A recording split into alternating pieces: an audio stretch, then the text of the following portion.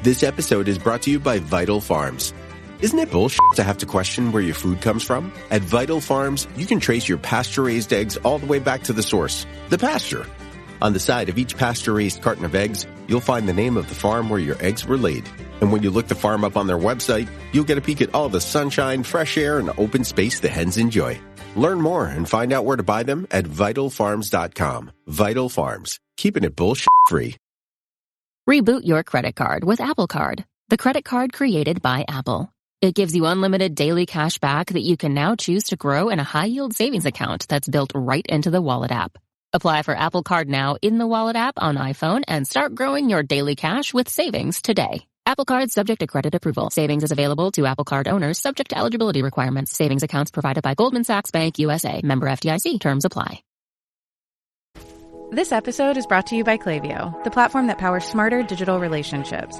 With Klaviyo, you can activate all your customer data in real time, connect seamlessly with your customers across all channels, guide your marketing strategy with AI-powered insights, recommendations, and automated assistance. Deliver experiences that feel individually designed at scale and grow your business faster. Power smarter digital relationships with Klaviyo. Learn more at klaviyo.com/Spotify. That's KLAVIYO.com/Spotify. I'm Jason Palmer, one of the hosts of The Intelligence, The Economist's daily current affairs podcast. The Economist's award-winning shows make sense of what matters, from our special series on China's president to our weekly podcasts on business, technology, and American politics. Our journalists provide fair, in-depth reporting on the events shaping the world. Search for Economist Podcasts Plus and sign up to our free 1-month trial. It's time to say goodbye to hold music and say hello to fast customer support with Service Cloud. With trusted AI and data working together, you can skip long wait times and deliver efficient, personalized service right away, all while keeping support costs low and more customers happy.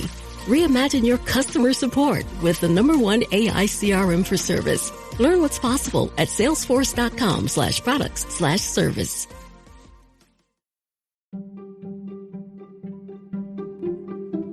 Welcome to the HCI family of podcasts. We're your source for personal, professional, and organizational growth and development. We share our own original research, explore industry trends, and interview executives and thought leaders from across the globe. Join us for practitioner-oriented content around all things leadership, HR, talent management, organizational development, and change management. Maximize your personal and organizational potential with the HCI family of podcasts.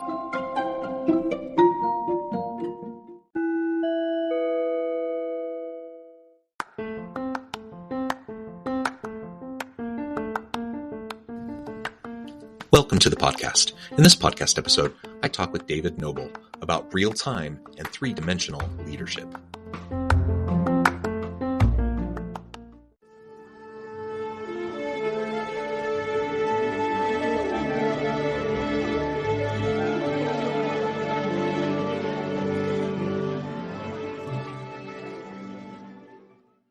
David Noble, welcome to the conversation today.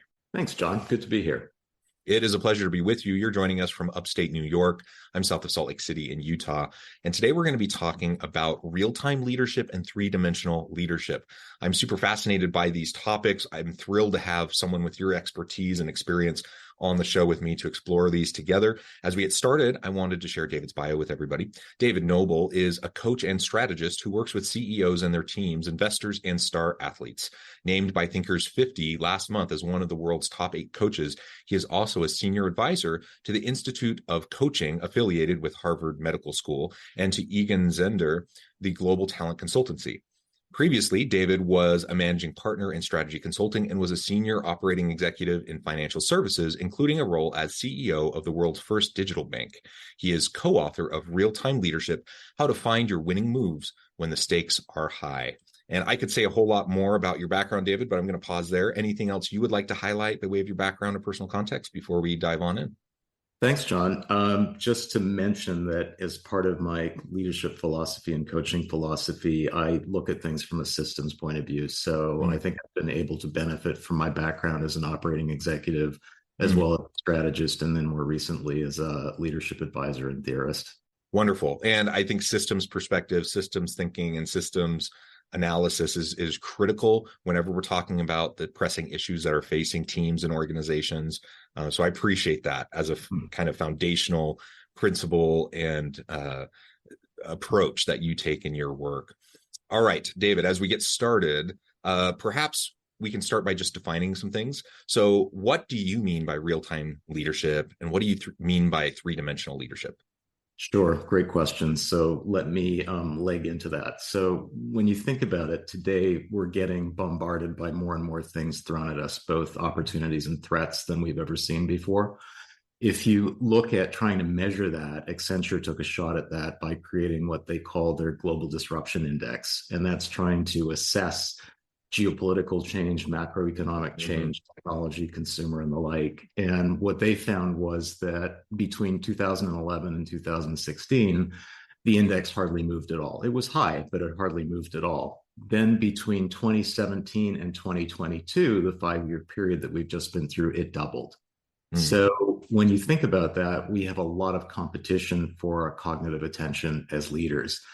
And when you also think about the act of leadership, it happens in the now, in the present. It really doesn't happen in the past. It doesn't happen in the future. So when you combine all that with all the stuff that's being thrown at us that we need to deal with, plus leadership unfolding in the now, for me, real-time leadership is about how do you make the most of every minute as a leader, whether it's taking a split-second decision or whether you're working on some kind of goal for this fiscal quarter or this calendar year or even a lifetime. So how do you make the most of every moment? Well, I really like that. And of course, like you said, we're in a day and an age where the rate and pace of change is just dramatic. We've all lived it the last several years during the pandemic and coming out of the pandemic. But it's not just the pandemic. It's like all the other things layered on top of it. And it's just caused a lot of upheaval and a lot of disruption, whether it be social, political, economic, whatever, right? So having that real-time perspective, built on a foundation of systems thinking and systems perspective, I think is really, really important. Now, what do you mean by the three-dimensional leadership? Sure. So when you think about how do I make the most of every minute as a leader, what I've found is that most good leaders tend to rely on the pattern recognition that they've formed over years of experience. So if they see A and they see B, then they know that C is the right answer. And that's worked in a relatively stable environment. But when we're getting new stuff that's thrown at us, it could lead you in exactly the wrong direction to make a reflex. And even if you do reflex in day-to-day environments, you're not getting any better as a leader. You're just repeating the same thing over and over again.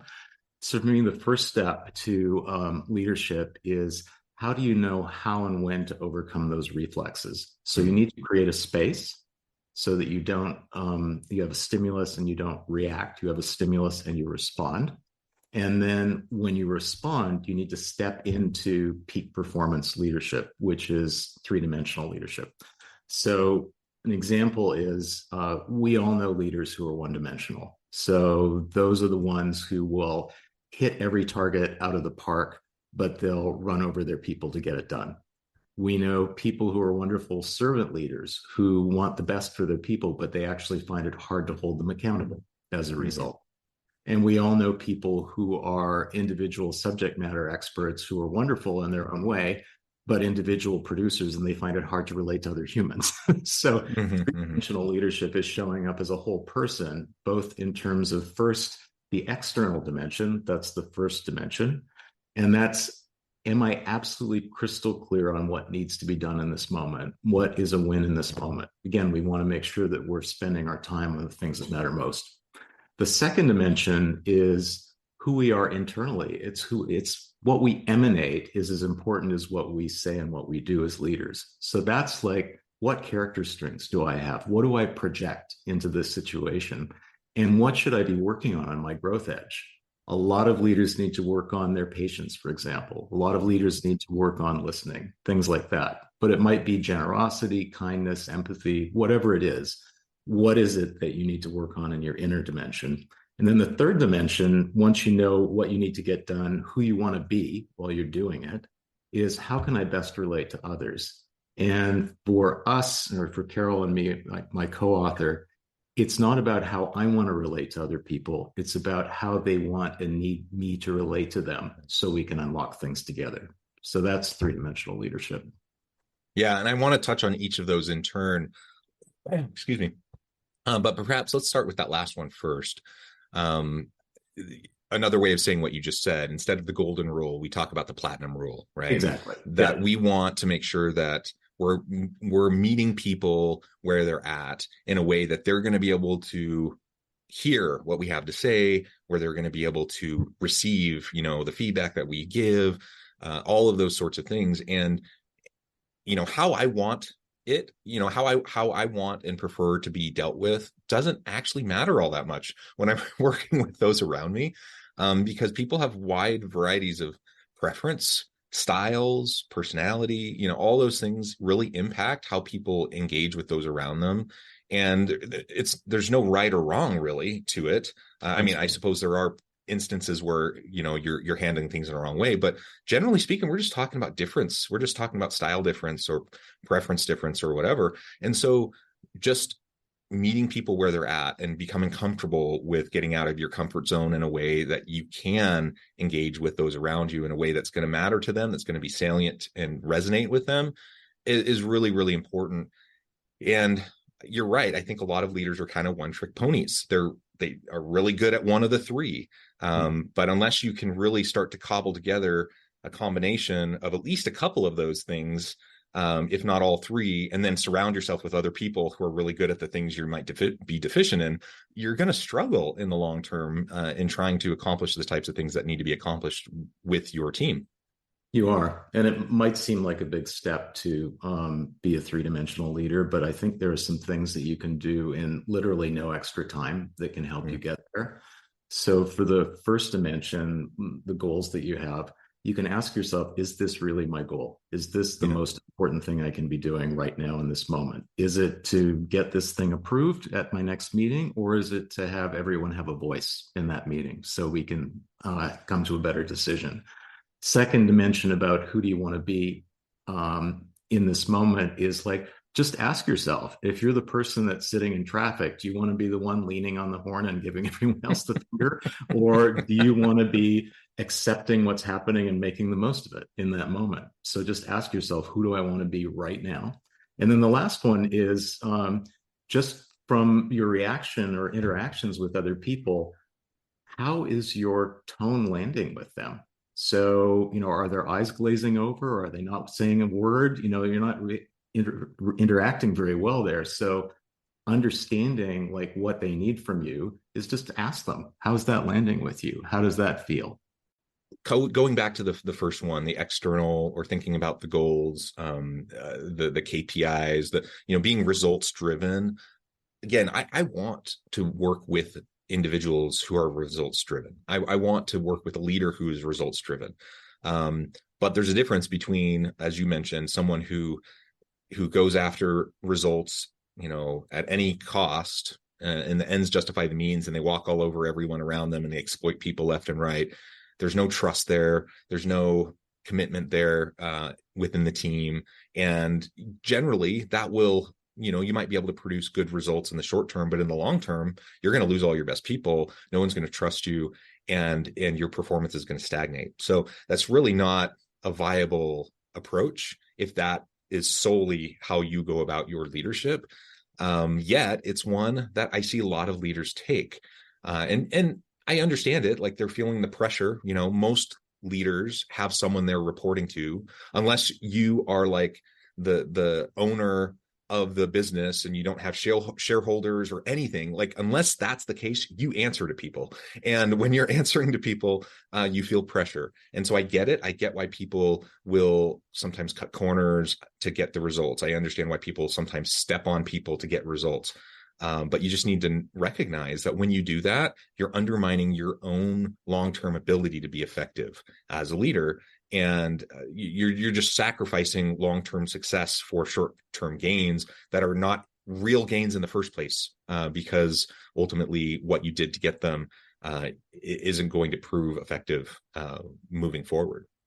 Yeah, and I think some people just misread what their mandate is. So they think they're leaning in to drive results. And it's fine to lean in. Leaning in means that you are you have a conviction about something, you have a point of view, you're going to take a decision, you're going to move things forward. That's all fine, but it's how you do that. And you don't have to be like you're driving a tank. You can lean in with empathy, you can lean in with a sense of humor, you can lean in with generosity. There's so many different ways to lean in to get that done. And that's where the other dimensions of leadership come in.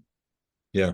And I'm thinking right now, as we move into the second one a little bit more, I'm thinking of an organization, multiple people within the same organization who tend to have different strengths in these areas. And I'm thinking of one person who's kind of the steamroller, get stuff done at all costs kind of a person. And they're a bit of a nightmare. Like, people don't like working with them. And there's repercussions for their approach. But then on the flip side, I think of another executive in this organization. And my goodness, this guy, he's the nicest guy. He's a servant leader. People love him, but man, he doesn't get anything done. And so, like, on the flip side, like, people get a little bit frustrated because they're like, nothing's actually moving forward and things are stalling. And there's, it's wonderful to be nice and kind and treat people with dignity and respect, but you also want to get stuff done. You also need to have some sort of political savvy within the organization. You have to be able to know how to navigate difficult conversations, and you can't just always move forward with feeling good all the time and everyone liking you all the time. That's just not how it works. Right. And so I think in both of those cases, I see leaders who have potential. I see leaders who in some ways are doing a good job, and I see a lot of room for growth in both of those individuals. Now, that's not to say, I'm pointing out, these two examples that just come to the top of my head. Of course, we all have those areas that we need to work on. And so it's not unique to them. I think every leader has things they need to work on for sure. But that was just a stark example in my mind. And it really is limiting both of their potential and both of their opportunity to really have the type of impact I know they want to have. They're both good people. They're both, well-meaning, and they both have vastly different kind of approaches and strategies. And it causes some problems, some friction. And that's, hopefully as we move into that third dimension and you start to couple these first two and you move into that third dimension, you start to recognize where other people are coming from a little bit more. And that's where you can really start to hone your ability across these areas. You mentioned earlier as well with the reflective process. Like, it doesn't take a whole lot of time. It doesn't take any money. It just takes, a little bit of self-awareness and a little bit of reflective energy to think about where you're at. Are those the goals that you want? Are you being the person you want to be? Are you interacting with people the way they like to be interacted with? Fairly simple, straightforward questions. If we just get into that daily habit of asking ourselves those, reflecting as we're walking from meeting to meeting, how did that last meeting go?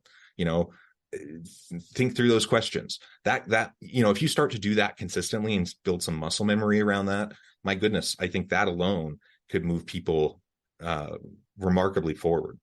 Yeah, it's all about cultivating an intention to be a three-dimensional leader and then activating that intention through those simple questions. And it's all about expanding our leadership range at the end of the day. Yeah. This is moving outside of our reflex, because my reflex might be to be a servant leader. My reflex might be to lean in all the time. And those are all appropriate strategies, just not all the time. So you've got to cultivate more agility to be able to step into what you need to do as a leader. Yeah, that agility piece, I think, is critical. And that really gets to the last main point I wanted to explore with you today, around creating options, generating options for success. Because we're in a rapidly changing world, the landscape of work is shifting. Being a leader today, being an effective leader today, is not the same thing as being an effective leader even 5 years ago, certainly not 10 years ago or a generation ago. And so we need to be thinking through and really scenario planning and thinking through different options for how we can face the challenges ahead of us, fully recognizing we don't actually know what those challenges are going to be.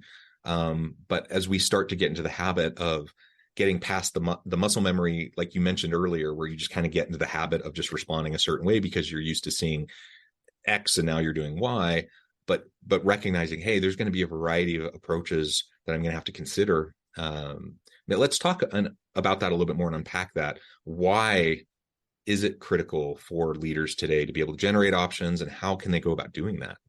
Sure, great question. So I find that most good leaders have always identified a pathway to a win. So they've got a goal in mind and they've got a way to get there. And that's just not good enough anymore because we've all got so many obstacles and roadblocks thrown in our way. You need more than one pathway to win. So ideally, you'd have 4 or more pathways. And this is anchored in evidence-based frameworks called hope theory. But it's the more avenues that we've got to get to our path, the more confident we are, the more likely we are to actually get there. So a couple of examples. One is just in terms of, let's say I need to get to a financial target this quarter. And my instinct, my default might be, the way I usually roll is I'm going to make a bunch of fast moves, but they're going to be really small, but together they're going to aggregate into something really meaningful, and I'll hit the target that way. Okay, that's one pathway to a win. Now let's say you don't have that option, that you have to move in a different way. So, maybe I'm going to do something that's very big, top-down, and strategic. Maybe I'm going to do something that's more intuition-driven than data because I don't have all the data on hand. That's a way to create multiple options to go at that target. Where it shows up in a really interesting way is in that platinum rule for relating to other people. So Carol and I created this notion of 4 stances to relate to people. So the first one, lean in, which is what we all know about. It's like, I'm going to take a point of view, take a decision, move things ahead. Fine. The other strategy is lean back. So it's like, you know what? I don't have quite enough information right now. I need to gather more data. I need to ask more people. I need to get different opinions. It's not paralysis analysis. You could verge into that, but there are some situations where you just need that. A third option or stance is leaning with someone. That's people first. So that's where it's like, hey, I know we can do this. I've got your back. We're all in this together. We got you. And then the last stance, which is the most difficult for all leaders, is not leaning at all. It's like letting something go by you. Right? Or letting your intuition come to you because, you know what, maybe the world is going to take care of this, the universe will provide, or maybe your team will take care of this before you jump on it. So the thing is, we all tend to have one default strategy that we over rely on. And what you want to do is cultivate all 4. And here's a quick example of it. So let's just say, I know you wouldn't do this, but let's say I'm on this podcast and I can see you roll your eyes and sneer at me. Okay, so 4 different options for playing that. First option is leaning in. It's like, hey, John, what was all that about? I saw that. What's going on with you? Okay, that's a possible strategy. Another strategy is leaning back. And it's like, I wonder what's going on with John. Like, was there something I said that was going on, something that's going on with his day, something that was bothering him? I wonder what's going on. Third option is leaning with. It's like, oh my gosh, I've offended John. I need to make him feel better. And then the fourth one is just to go like, John who? I'm going to keep going and make my point. So all those strategies, right? But we typically would go to one of those strategies, depending on, and this is about creating that new muscle so that you can actually use all 4 stances. Because in most conversations, like I might start out with you, even in a tough conversation, by leaning with you and just going, John, I really care about you, and we're going to work through this together. And then I might ask you some questions about, what was your thinking around this? And then I might lean in and go like, this is what we got to do now. So it's like all 4 stances are usually operative in any kind of really meaningful, substantive conversation. We just want to get better at managing those stances. Yeah, well, and I really like that emphasis and acknowledgement that even in a single conversation with somebody, you likely will need to be effective in using each of those stances. And so a lot of times we think, well, yeah, different context, different scenario, I might need to use a different one. The reality is a lot of times you're going to be using all of them. And certainly within a given day as a leader with a team, with different people, you're going to be needing to utilize all of those consistently, right?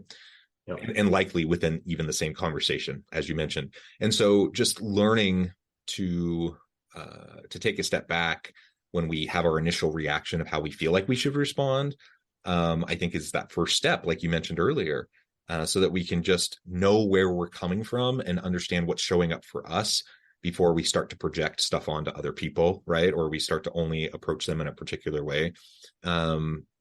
That's half the battle is right there. Just making sure that you're aware of what's happening within you and how your general response is. I had an instance fairly recently. It was probably a month ago or so. And I 100% had my gut reaction to a conversation, where, it was kind of a mix of 1 and 4 of what you just described. And, why did I respond that way?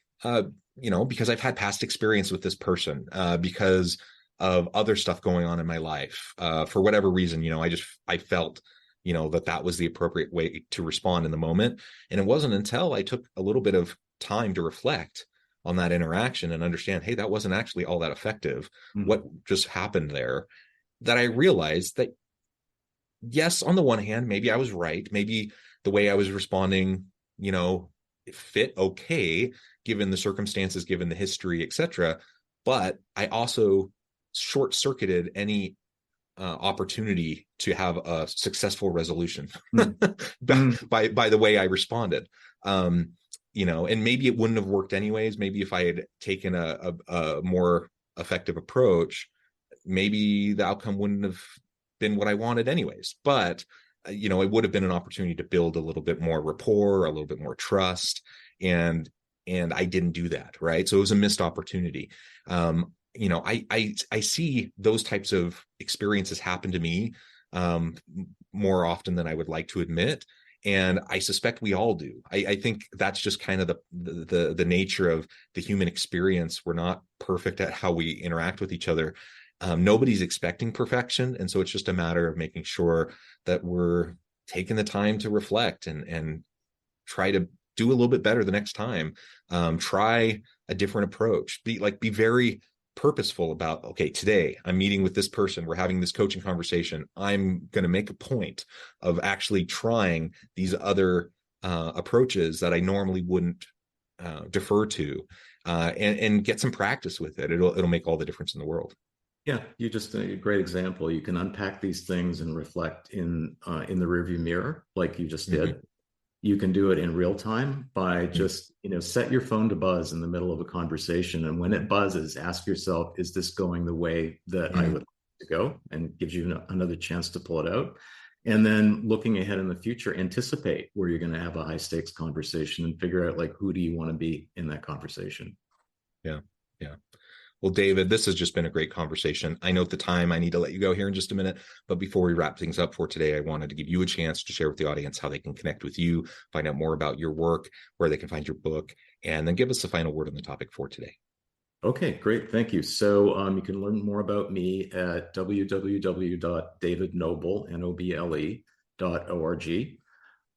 You can also just type into your favorite search engine, real-time leadership, and you'll find a way to buy the book. And I would just invite you to scan the book, take a look at what really speaks to you. And there are some things that could be game changers that really require no extra time. And then there are some things that really require you to do a deeper dive, and the book will equip you to do that. So I just encourage you to take a look. And thank you. Wonderful. David, thank you so much. It's been a pleasure. I encourage the audience to reach out, get connected, find out more about what David can do for you. Check out the book. And as always, I hope everyone can stay healthy and safe, that you can find meaning and purpose at work each and every day. And I hope you all have a great week.